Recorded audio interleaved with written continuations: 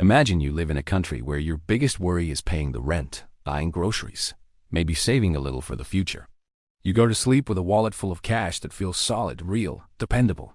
You wake up a year later, and that same cash can't buy a loaf of bread. Your life savings? Gone. Your pension? Worthless.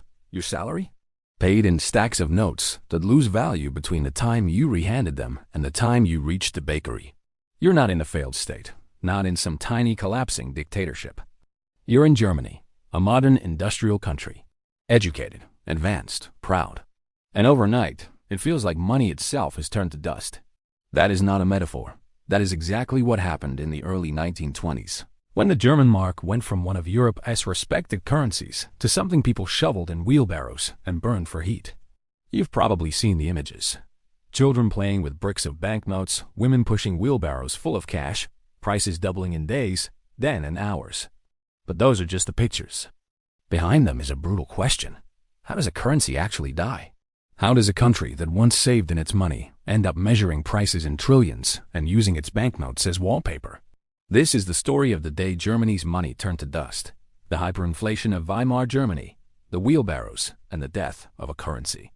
And it's not just a story about the past. It's a warning about what happens when war, debt, politics, and central banks mix in exactly the wrong way. Let's start with something that often gets forgotten. Before the disaster, Germany's money was trusted.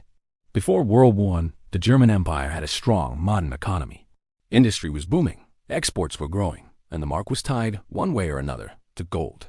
Money wasn't perfect. No system is, but if you were a German saver, you could hold marks with a sense of security. Prices were relatively stable. Contracts made sense. A mark today would still mean something 5 or 10 years later. Then 1914 arrived, and with it, war. Wars are always about blood and steel, but underneath, they're about money. Someone has to pay for the guns, the shells, the uniforms, the ships, the trains, the hospitals. Germany's leaders made a fateful choice. Instead of fully taxing the population to pay for the war, they would borrow and print. The idea was simple and dangerous. We'll win quickly, force the defeated to pay, and cover the cost with reparations. So the mark left the classical gold standard. The government issued war bonds. The central bank expanded credit. Prices started to creep upward. But while the war lasted, people tolerated it. They thought, once we win, we'll fix the books. Germany didn't win. When the guns finally went silent in 1918, Germany was not the triumphant empire its leaders had promised. It was exhausted, defeated, and deeply in debt. And then the Treaty of Versailles came down like a hammer. The new German Republic was forced to accept massive reparations to be paid in gold, foreign currency, or goods. Think about that from the perspective of money. Germany's tax base is smashed by war. Its economy is battered. Its government is fragile. And on top of that, it now owes huge sums denominated in something it can't print, gold or foreign currency. You can print marks all day long. You cannot print gold. Faced with this mountain of obligations, German politicians had 3 options: raise taxes aggressively and anger voters, slash spending hard and risk social collapse, or quietly let the central bank print the difference. Guess which one they chose? In the early years after the war, the inflation wasn't yet apocalyptic. Prices rose, the mark weakened, but people could still pretend it was temporary. Politicians promised that reparations were unfair, that they would be revised, that the real economy was strong. Many Germans blamed the treaty, the Allies, or political enemies at home rather than looking at the simple equation: too many marks, too few goods, too many debts. But inflation has a habit. Once it becomes a policy, it doesn't stay polite. By 1921-1922, the printing presses were running harder. The government was financing budget deficits with new money. At the same time, it had to buy foreign currency to make reparations payments. How do you get foreign currency? You sell marks. The more marks you sell, the weaker the mark becomes. The weaker it becomes, the more marks you have to print to buy the same amount of foreign exchange. A vicious circle had begun. Then came a spark that turned a bad situation into an inferno. In 1923, French and Belgian troops occupied the Ruhr, Germany's industrial heartland, because of disputes over reparations. The German government responded with a campaign of passive resistance. Workers were told to strike rather than cooperate. Factories slowed or stopped. Output fell. A government that already couldn't afford its bills now had to pay workers to not work. Tax revenue shrank, costs soared, and the only tool left was the printing press. From here, the mark's collapse stopped being gradual. It became vertical. Imagine going to a cafe where the menu doesn't have prices printed anymore. They're written in chalk and changed every few hours. Imagine your employer paying you twice a day, because if you wait until evening, your salary will be worth half of what it was in the morning. Imagine going to the market and seeing prices double not over a year, not over a month, but over a couple of days. That's not high inflation. That's hyperinflation. When money stops being a unit of account and becomes a burning fuse. The numbers are almost impossible to grasp. Before the war, you might pay a few marks for a loaf of bread. By late 1923, the price of that same loaf was measured in the billions of marks. At one point, it took trillions of marks to buy a single US dollar. What does that feel like in everyday life? You get up at dawn because your employer pays wages at 8 a.m. Everyone rushes out the moment they get their cash. You don't save. You sprint. You race to the shops because by afternoon, prices will be higher. Money starts to rot in your pocket like fruit left in the sun. Savers are destroyed. If you had a pension from the old days, it might have supported you comfortably before the war. Now it's a joke. You can't buy a cup of coffee with a month's pension. The middle class, the backbone of any stable society, sees its lifetime savings evaporate. Debt, on the other hand, becomes a miracle. If you borrowed money in the old marks and can repay in new marks worth a tiny fraction of their former value, your real debt melts away. People who had taken mortgages or business loans sometimes found that a single day's income was enough to wipe out what had once been a crushing burden. Speculators, people with access to foreign currency or real assets, people who could move fast and play the game, often did well. Workers, pensioners, small savers, salaried employees, they did not. This is the cruel thing about hyperinflation. It doesn't just destroy money. It rearranges society. Those with debts and tangible assets get an invisible bailout. Those who believed in the currency, who saved honestly, pay the bill. Contracts signed in good faith are ripped apart by a silent force, the printing press. And it doesn't just wreck finances, it wrecks trust. If you can't rely on money to hold value between morning and night, what else can't you rely on? The government that promised stability? The parliament that argued and did nothing while the presses ran? The banks that issued notes that are now cheaper than firewood? Soon, people stop thinking about long-term plans. Everything becomes short-term, improvisational, desperate. Corruption spreads. Cynicism grows. Conspiracy theories flourish. Political extremism, which feeds on anger and humiliation, finds fertile soil. The famous images from Weimar Germany, wheelbarrows of cash, children using stacks of notes as building blocks, aren't just curiosities.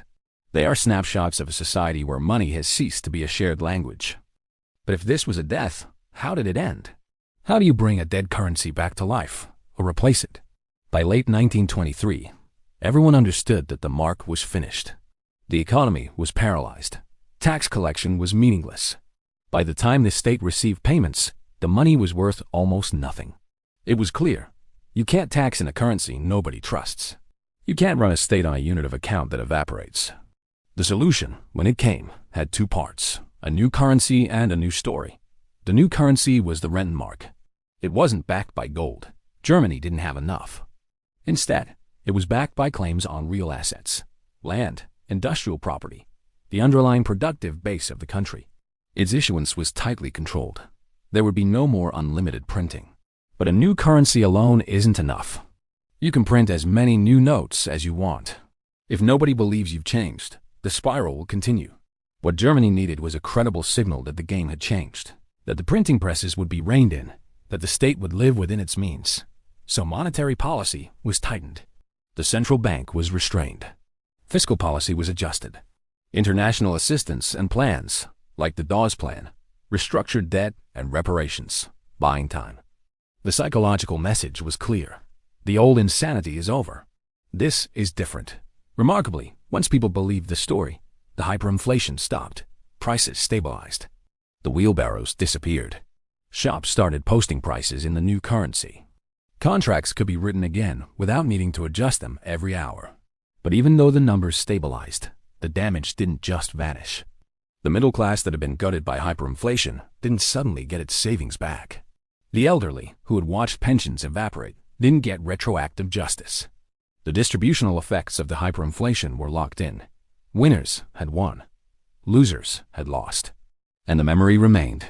For many Germans, the lesson of the early 1920s was simple and brutal. Paper money can't be trusted. Inflation is a monster.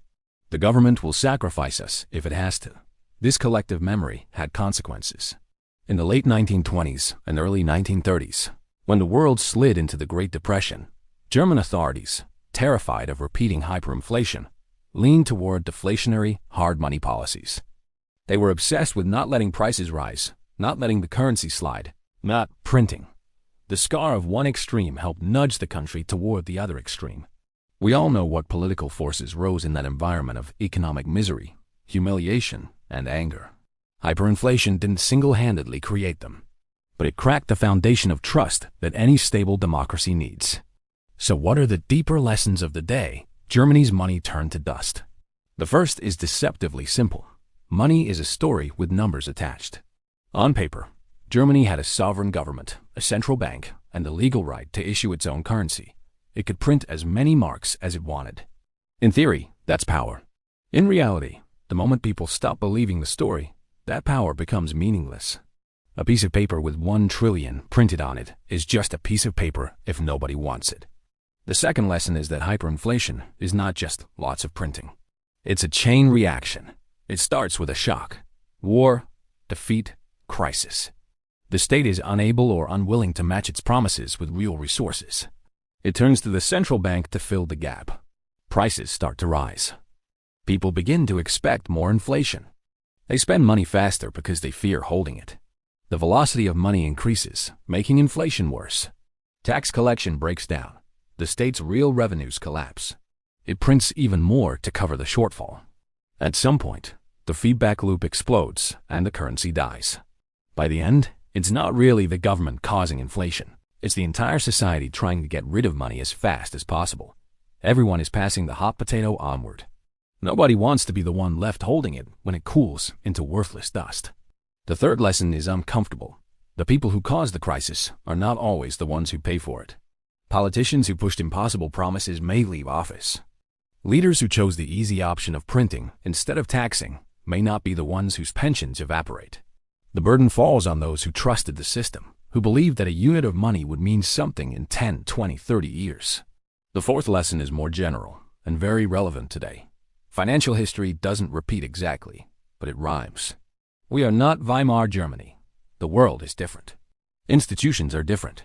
Technology is different. But the basic temptations are the same. It is always easier, in the short run, to finance promises with borrowed or printed money than to tell voters, no. It is always tempting, when a crisis hits, to reach for tools to push the pain into the future.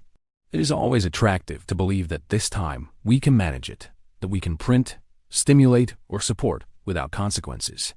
In most cases, countries don't go full Weimar. They don't drive their currencies into the ground in 2 years. The more common path is slower.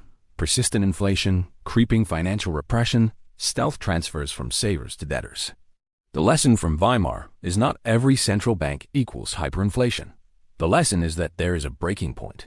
Once trust is broken, once people realize that holding the currency is a guaranteed way to lose purchasing power, the line between high inflation and currency collapse can be crossed faster than anyone expects. So when you see a picture of a German housewife burning banknotes for fuel, or a man pushing a wheelbarrow of cash to buy groceries, don't just think, what a crazy time. Think, what series of decisions led there? War financed by debt. Defeat turned into unpayable promises. Politics too weak to match spending to income. A central bank turned into the treasury's ATM. And finally, a society that stopped believing in its own money. The day Germany's money turned to dust wasn't a single day on the calendar. It was the culmination of years of small compromises, wishful thinking, and refusal to face hard arithmetic. By the time people noticed that the mark was dying, it was already almost dead. Understanding that story doesn't just tell you something about the past. It quietly asks you a question about the present. How close can a system get to that edge before confidence cracks? And would anyone recognize the edge while they're standing on it?